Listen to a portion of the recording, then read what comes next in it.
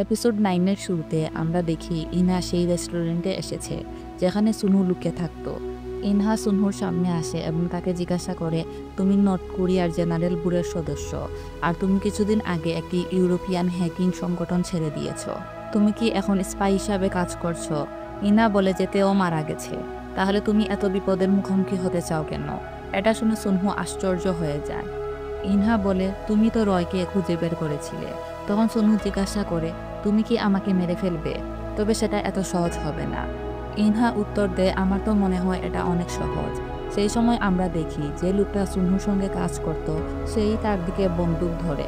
সুনহু লোকটাকে জিজ্ঞাসা করে, তুমি কি শুধু টাকার জন্য এসব করছো? তখন লোকটা বলে, তুমি আমাকে একদিন বলেছো মানুষকে নয় টাকাকে অনুসরণ করতে। সেই সময় ইনহার ফোনে একটি কল আসে। পরবর্তী দৃশ্যে নিউজে জানানো হয় যে তেও জেল থেকে পালিয়ে গেছে। ওদিকে একজন জেলগার্ড এসে কিঞ্জুকে বলে যে সে তেওকে মারতে গিয়েছিল, কিন্তু তার আগেই তেও পালিয়ে যায়। তখন কিঞ্জু তাকে অনেক টাকা দেয় এবং বলে, তুমি যদি এটা কাউকে বলো তাহলে তুমি পৃথিবী থেকে উধাও হয়ে যাবে। তারপর যখনই হেওয়ান জানতে পারে তেওর ব্যাপারে, সে তৎক্ষণাৎ সুনহুর কাছে রেস্টুরেন্টে যায়। তাকে ডাকা শুরু করে, কিন্তু তারা কেউ দরজা খুলে না। সুনহুর লোকটি তার দিকে বন্দুক ধরে সুনহুকে জোর করে কিছু কাজ করাচ্ছিল। ঠিক সেই সময় হেওয়ানের মা তাকে কল করে টাকা চাইতে শুরু করে। তারপর দেখি হেওয়ান সেখানে যাচ্ছিল, আর অন্যদিকে হেওয়ানের লোকেশন ট্র্যাক করা হচ্ছিল। সেই লোকটা সুনহুকে বলে, তেও জেল থেকে পালিয়ে গেছে, তুমি তার কথা চিন্তা করা বন্ধ করো আর যেভাবেই হোক তাকে খুঁজে বের করো। সে কথাটা বলছিল ঠিক তখনই সুনহু তার হাত থেকে বন্দুক কেড়ে নেয়। সে জিজ্ঞাসা করে, তুমি কি আমাকে গুলি করবে? সুনহু বলে, না, করব না। ইনহা তোমাকে যত টাকা দিবে তার অর্ধেক আমাকে দিতে হবে। এরপরের দৃশ্যে আমরা হিজুকে দেখি। সে লিগ্যাল টিমের কাউকে কল করে তেওকে খুঁজে বের করতে বলে। সবাই ভাবছিল আসলে তেও কোথায় গেছে। ওদিকে সানজু তার মাকে জিজ্ঞাসা করে, তুমি কতদিন এখানে থাকবে? তুমি কি এখানেই থাকবে?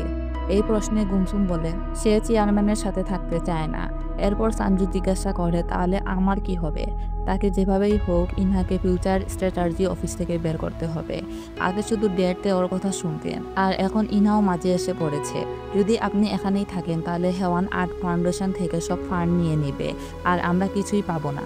তার মা বলে, চিন্তা করো না, তোমার কাছে কাঙ্গোর অনেক শেয়ার আছে। সে বলে, আমি এখনই গিয়ে ডেটের সঙ্গে কথা বলবো, যাতে উনি আবার তোমাকে আর্ট ফাউন্ডেশন দিয়ে দেন। গুমসুম চুপচাপ হয়ে যায়। সে বলে, তোমার মনে হচ্ছে আমি কিছুই করছি না, কিন্তু আমি আড়ালে অনেক কিছু করছি। পরের দৃশ্যে হেওয়ান তার মাকে অনেক টাকা দিয়ে দেয়। তার মা জিজ্ঞাসা করে, তোমার কি হয়েছে? এত সহজে আমাকে টাকা দিয়ে দিলে? হেওয়ান বলে, আমাকে একজন প্রফেশনাল লোক এনে দাও, যে যে কোনো কাউকে খুঁজে বের করতে পারে। এর জন্য আমি তোমাকে দ্বিগুণ টাকা দেব। হেওয়ান যাওয়ার পর তার মা ইনহাকে কল করে। সে জানায় যে হেওয়ান তার কাছে এসেছিল আর বলেছে যে কাউকে খুঁজে বের করতে হবে। অন্যদিকে আমরা তেওকে দেখি যে সেই রাতের ঘটনা কল্পনা করছিল। সে দেখে একজন লোক দাঁড়িয়ে আছে, যার পায়ে অদ্ভুত জুতা। সে লোকটির মুখের দিকে তাকাতেই দেখে সে ইনহা। এই দৃশ্যে তার ঘুম ভেঙে যায়। এখন তেওর মনে হচ্ছে সেই রাতে ইনহা সেখানে ছিল। একসময় চেয়ারম্যান জাংমো তার ঘরে আসে। পরে জানা যায় যে সে তেওকে নিজের অফিসে লুকিয়ে রেখেছিল। জাংমো জানায় যে আমি তোমাকে এখানে এনে রেখেছি, যদি আমি তোমাকে এখানে না আনতাম তাহলে তুমি অনেক আগেই মারা যেতে। চেয়ারম্যান জাংমো এরপর কিজুন সম্পর্কে বলে, যখন ঘটনা ঘটেছে কিজুন তখন সেখানেই ছিল। তাই আমি কিজুনকে ফলো করা শুরু করি। এরপর সে তেওকে কিছু ছবি দেখায়, কিজুন, ইনহা আর রয়ের ছবি, যারা সেই ক্লাবে ঢুকছিল, যে ক্লাবে ইঞ্জু তেওকে নিয়ে গিয়েছিল। জাংমো বলে, তুমি আমার ছেলেকে মেরে ফেলেছ, তারপরও আমি তোমাকে বাঁচিয়ে রেখেছি। তেও বলে, আমি ইঞ্জুকে মারিনি। জাংমো বলে, এই বিষয়ে কোনো প্রমাণ নেই যে তুমি তাকে মারোনি। তেও বলে, আমি যে মেরেছি এরও কোনো প্রমাণ নেই। জাংমো বলে, ইনা সেদিন সেখানেই ছিল।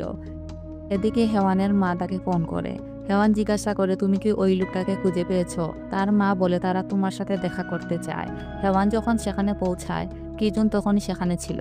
কিজুন তাকে তেওর ফটো দেখিয়ে বলে, তুমি কি এই লোকটাকে খুঁজছিলে? এখানে হেওয়ান কোনো কিছু বুঝে ওঠার আগেই কিজুন তাকে অজ্ঞান করে ফেলে।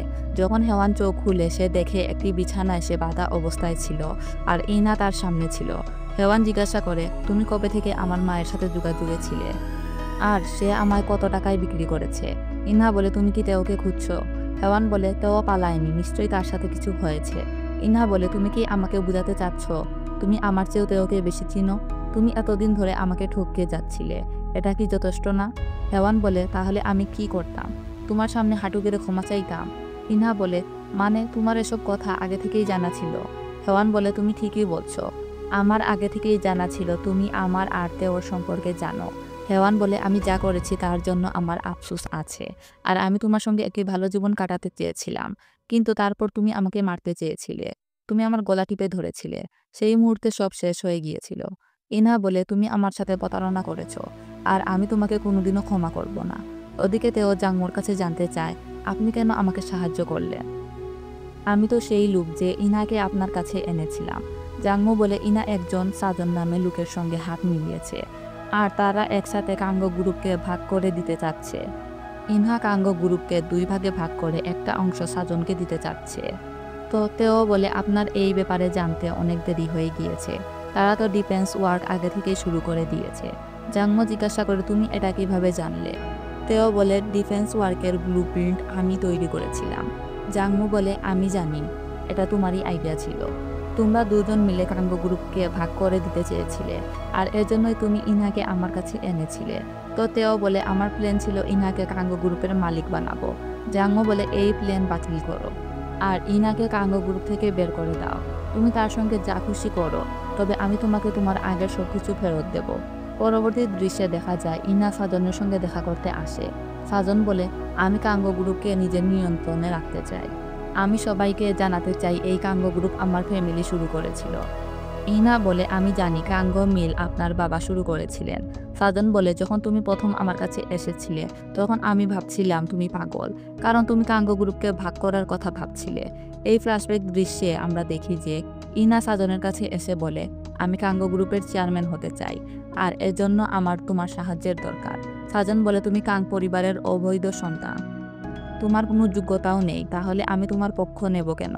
ইনা বলে যদি আমি চেয়ারম্যান হই তাহলে আমি কাঙ্গো গ্রুপকে 2 ভাগে ভাগ করে দেব।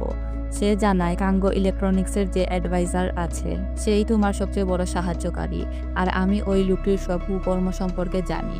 সে আজ পর্যন্ত যা কিছু করেছে তার সব প্রমাণ আমার কাছে আছে। সাজন বলে তুমি কি আমাকে ব্ল্যাকমেইল করার চেষ্টা করছো। তখন ইনা সেই মেমোরি কার্ড পানিতে ফেলে দেয় আর বলে আমার জায়গায় যদি তেও থাকতো তাহলে সে নিশ্চিত তোমাকে ব্ল্যাকমেইল করতো, কিন্তু এখন তেও এখানে আর কাজ করে না। ফিউচার স্ট্র্যাটেজি অফিস এখন আমার দখলে, কাঙ্গো গ্রুপের যত বিভাগ আছে সব তোমার হয়ে যাবে যদি তুমি আমার সঙ্গে কাজ করো। ওদিকে তেও হেওয়ানকে ফোন করার চেষ্টা করছিল, কিন্তু হেওয়ানের ফোন লাগছিল না। তেও জানতোই না যে হেওয়ান এখন একটি মানসিক হাসপাতালে বন্দী। তার মাথায় একের পর এক সব ফ্ল্যাশব্যাক ভেসে ওঠে। যখন সে প্রথম ইনার বন্ধু হয়েছিল তখন ইনা তাকে বলেছিল আমাদের পার্টনার হওয়া উচিত। ধীরে ধীরে তারা খুব ভালো বন্ধু হয়ে যায়। তেও এখনও বিশ্বাস করতে পারছিল না যে ইনা তার সঙ্গে এমন বিশ্বাসঘাতকতা করেছে। এদিকে হেওয়ান ইনাকে বলে তেও তোমাকে মেরে ফেলবে। ইনা বলে যদি আমার কিছু হয় তাহলে তুমি আমাকে ছাড়া কিছুই না, আমি তোমাকে এখান থেকে বের করে নিতে রাজি, কিন্তু তার আগে তোমাকে একটি প্রমিস করতে হবে। আজ থেকে শুধু তুমি আমার জন্য কাজ করবে, আমার হয়ে থাকবে, যেভাবে তেও করত। তুমি শুধু আমার জন্য বাঁচবে, আর যদি তুমি আমার কথা না মানো তাহলে তোমাকে চিরদিনের জন্য এখানেই বন্দি থাকতে হবে। এই কারণে হেওয়ান বাধ্য হয়ে ইনার কথা মেনে নেয়। অন্যদিকে জাংমো তেওকে জানায় ইনা হেওয়ানকে একটি মেন্টাল হসপিটালে বন্দি করে রেখেছিল, কিন্তু এখন তাকে সেখান থেকে বের করে এনেছে। তুমি কি মনে করো সে হেওয়ানকে কেন ছেড়ে দিল। তেও বলে সে হেওয়ানকে এই কারণে ছেড়েছে কারণ তার আর্ট ফাউন্ডেশনের বেআইনি ফান্ডগুলো দরকার, আর হেওয়ান তো আর্ট ফাউন্ডেশনের ডিরেক্টর, সে হেওয়ানকে ব্যবহার করার চেষ্টা করছে। তোমার খেয়াল রাখতে হবে যেন হেওয়ান তোমার সাইডে থাকে, কারণ ডিফেন্স ওয়ার্ক শেষ করার জন্য ইনহার টাকার প্রয়োজন। চেয়ারম্যান তার অফিসে হেওয়ানকে ডাকেন এবং তিনি তাকে বলেন ইনারও এখন টাকার প্রয়োজন হবে, এই কারণেই আমি তোমাকে এই পজিশনে বসিয়েছি, এখন তুমি নিজেই ঠিক করো তুমি কার পাশে থাকবে। অন্যদিকে সুনু একটি ভ্যানকে ফলো করছিল, তখন সে সেখানে আরেকটি গাড়ি আসতে দেখে। যখন সুনু গাড়ির প্লেট নাম্বার চেক করে তখন সে জানতে পারে এটা তো ইয়ং জিনের গাড়ি, অর্থাৎ জাংমোর অ্যান্টনির। এইদিকে তেও চেয়ারম্যানকে জানায় ইনহা কেবল সাজনকে ব্যবহার করছে, যখন তার কাজ হয়ে যাবে তখন সে সাজনকে ছুঁড়ে ফেলে দেবে, তাই আমি চাই আপনি নিজেই সাজনকে দূর করে দিন। জাংমো জিজ্ঞাসা করে এটা কিভাবে হবে। তেও বলে আপনি সাজনের কাছে যান আর বলুন যে আপনি নিজেই কোম্পানিটা ভাগ করতে চান, সাজনকে অর্ধেক কাঙ্গো দিয়ে দিন, আর সঙ্গে কাঙ্গো এনার্জিও দিন। জাংমো বলে তোমার মাথা খারাপ হয়ে গেছে নাকি, এটা আমি কখনোই করব না।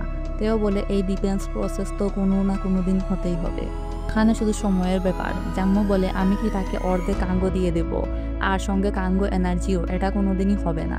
তেও বলে আমি আপনাকে স্থায়ীভাবে দেওয়ার কথা বলছি না। আপনি তাকে কিছু সময়ের জন্য অর্ধেক আঙ্গ দিন। আমি আপনাকে প্রমিস করছি আমি নিজেই সেই অর্ধেক আঙ্গ আপনাকে ফিরিয়ে দেব। এই কোম্পানির মালিক সবসময়ই আপনি থাকবেন। পরবর্তী দৃশ্যে যখন ইনহা অফিস থেকে বের হচ্ছিল, সে দেখে ডাক্তার চেয়ারম্যানের অফিসে প্রবেশ করছে। পরে যখন ডাক্তার বের হয়ে আসে, তখন সে ইনহাকে সামনে দেখে চমকে উঠে। ইনহা জিজ্ঞাসা করে, তুমি আমাকে দেখে এত চমকে গেলে কেন? ডাক্তার বলে, আমি চেয়ারম্যানের সঙ্গে দেখা করতে এসেছিলাম। তারপর হঠাৎ সে ইচ্ছা করে নিচে পড়ে যায় এবং এই শব্দতে ওর কানে চলে যায়। তাই সে বাইরে বেরিয়ে দেখে কি হয়েছে। তখন সে ইনহাকে সেখানে দাঁড়িয়ে থাকা অবস্থায় দেখে। ঠিক সেই মুহূর্তে জাংমো বাইরে বেরিয়ে আসে। সে ইনহাকে জিজ্ঞাসা করে, তুমি এখানে কি করছো? ইনহা বলে, আমি ডাক্তারকে ভিতরে যেতে দেখেছি, তাই ভেবেছিলাম আপনার শরীর খারাপ হয়েছে। পরে ইনহা বাইরে এসে বারবার ডাক্তারকে জিজ্ঞাসা করতে থাকে, তুমি ভিতরে কার সঙ্গে দেখা করতে গিয়েছিলে? ডাক্তার বলে, আমি জানি না তুমি কি বলছো। তারপর সে জাংমুকে ফোন করে বলে, আমার মনে হচ্ছে ইনহার কিছুটা সন্দেহ হতে শুরু করেছে। এইদিকে তেও জাংমুকে বলে, যদি ইনহা আমার সম্পর্কে সবকিছু জেনে যায়, তাই দেরি না করে আপনাকে আজকেই সাজনের সঙ্গে দেখা করে সিদ্ধান্ত নিতে হবে। পরবর্তী দৃশ্যে জাংমো সাজনের সঙ্গে দেখা করতে যায়। সে সাজনকে বলে, আমি তোমাকে কাঙ্গো এনার্জি দিতে প্রস্তুত, তুমি শুধু বলো এটা তুমি কত দামে কিনবে। সাজন জিজ্ঞাসা করে, তুমি আমাকে এসব বলছো কেন? জাংমো বলে, এই পুরো সমস্যার মূল ইনহা। সুনহু ইনহাকে কল করে জানায় যে তেও এখনও চেয়ারম্যানের অফিসে আছে, আর অ্যাটর্নি হিজুকে বলে চেয়ারম্যানের অফিসে কিছু না কিছু গন্ডগোল চলছে, কারণ তিনি কাউকে সেখানে ঢুকতে দিচ্ছেন না। আমার মনে হচ্ছে তেও চেয়ারম্যানের সাথেই আছে। এদিকে জাংমো সানজোকে বলে, আমি তোমার এম্পায়ার তৈরি করতে সাহায্য করব। আমাদের বাবারা একসাথে কাঙ্গো গ্রুপ শুরু করেছিলেন। আমরা দুজন মিলে ইতিহাস করব, যেটা আমাদের বাবারা পারেনি। কিন্তু তার বদলে তোমাকে ইনার পাশে দাঁড়ানো বন্ধ করতে হবে। সাজন বলে, তুমি একটুও বদলাওনি, তুমি কাঙ্গোকে বাঁচানোর জন্য নিজের ছেলেকেও ছেড়ে দিতে রাজি। জাংমো বলে, কিন্তু তুমি বদলে গেছো, তুমি এখন অনেক বেশি ডেসপারেট। সাজন বলে, হ্যাঁ আমি ডেসপারেট। এরপর জাংমো বলে, আমি কালকে ইনহাকে কাঙ্গো পরিবারের বাইরে বের করে দেব, তারপর তার সঙ্গে আমাদের পরিবারের কোনো সম্পর্ক থাকবে না। তখন তুমি কি তোমার মত বদলাবে? এইদিকে হেওয়ান্তে ওকে কল করে বলে, আমি প্রস্তুত, তুমি 5 মিনিটের মধ্যে নিচে চলে আসো। পরবর্তী সিনে আমরা হিজুকে দেখি। সে তেওকে খুঁজতে চেয়ারম্যানের অফিসে চলে এসেছে। রুমের ভিতরে ঢুকতেই সে দেখে বাথরুমে কিছু একটা নিচে পড়ে আছে, আর চেয়ারম্যান পড়ে আছেন বাথটাবের ভিতরে। এই দৃশ্য দেখে হিজু খুব ভয় পেয়ে যায়। এদিকে তেও পৌঁছে যায় সেই হোটেল রুমে, যেখানে সেই দিন রাতে ইঞ্জু তাকে নিয়ে এসেছিল। সে সেই রাতের ঘটনা মনে করার চেষ্টা করে, আসলে কি ঘটেছিল। তখন তার মনে পড়ে সেদিন সেখানে যে মেয়েটি ছিল সে সব কিছু রেকর্ড করছিল। ঠিক তখনই ফোনটি তার সামনে পড়েছিল। তেও নিজের মনে মনে বলে, এখন আমার কাছে সত্যিটা স্পষ্ট হয়ে গেছে। এই দৃশ্যের সাথেই এপিসোড 9 শেষ হয়ে যায়।